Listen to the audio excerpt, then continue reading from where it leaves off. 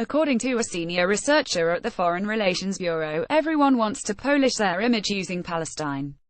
The London-based Iraqi opposition organization's Ahmad Mahmoud made his comment following U.S. President Donald Trump's formal recognition of Jerusalem as the capital of Israel last week.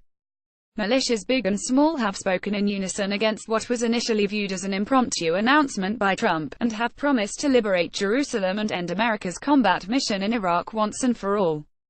The strategy for this has yet to emerge, but Trump's declaration has speeded up the demise of his country's framework of cooperation with Baghdad-led militias. The removal of U.S. troops from Iraq is behind opposition to his pro-Israel move.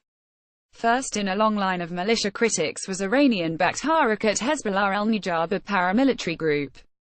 Its official spokesman, Akram al-Kabi, warned that America had made itself a target, describing an attack on U.S. forces as legitimate in response to Trump's sharp swerve on the status of Jerusalem.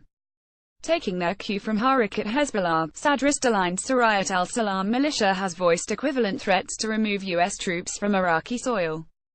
Muqtada al-Sadr himself went as far as to announce the formation of a new militia, Qudsi al-Sadr, tasked with liberating Jerusalem. It is a distinct entity from Sarayat al-Salam. The Islamic resistance movement, Sadr warned, would like to remind Israel that we can reach its borders via Syria. The Iraqi imam's followers flooded Baghdad's sprawling Sadr city last Friday in a show of manufactured dissent against Trump's treachery for reversing decades of U.S. foreign policy.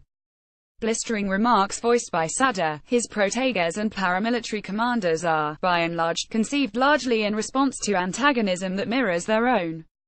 Read Bahrain delegation's visit to Israel. Why now and for what purpose? So much is expected, but the 5-year partnership between Washington and Baghdad appears to be out of step with rhetoric escalated by Iran-sponsored Shia militias. Notwithstanding their self-promotion, documented abuse exercised by militias against Iraq's Palestinian community undermines their claims about Jerusalem. Calls for the Muslim Ummah's unity, as emphasized by Sadr, similarly overlook his long history of stoking sectarian violence against Sunnis. We call on all Islamic and Arab countries to ensure the closure of America's embassies, even if temporarily, he said. Israeli embassies should be closed permanently, he insisted. The speech appears to have offered Sadr another opportunity for voicing objections to the wars in which Iraq's neighbors are embroiled. He has emphasized the role that Saudi Arabia could play as the protector of Jerusalem.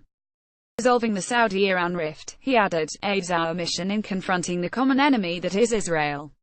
In linking the status of Jerusalem to the rift between Riyadh and Tehran, Sadr has exposed himself as an impediment to finding a resolution for religious and political rivalries in the wider region. The chances of Saudi leading Jerusalem's liberation, while its arms are linked with Israel on one side and America on the other, are slim. Homing in on Saudi allows Sadr to buy time and use Jerusalem as a bargaining chip. Read more. Iraq Arab League's statement on Jerusalem, disappointing. The Foreign Relations Bureau questioned the logic of his speech, and asked whether Saudi Arabia will step up and serve as the nucleus of Islamic resistance against Israel's occupation of Jerusalem, while Sadr and other militias continue to follow Tehran as their prayer compass. It is ironic that while Sadr stands against Trump's illegal endorsement of Jerusalem as Israel's capital, 14 years ago, he endorsed a different illegal undertaking in the shape of the occupation of his own country by a U.S. coalition. Today, more than 5,000 U.S. troops are still in Iraq, and are there to stay until Daesh has been annihilated. The commander of the Saraya al-Khorasani militia, Ali al-Yaziri, accuses America of exploiting its jurisdiction to renew its stay in Iraq, despite being uninvited.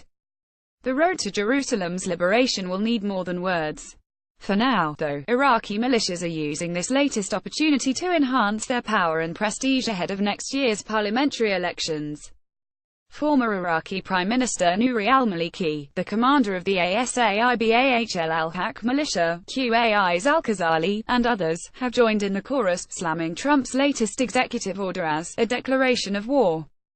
The Iraqi militias look set to continue to promise that 2018 will mark the closing chapter of America's uninvited stay in their country. Trump's attack on Jerusalem is ammunition for their cause.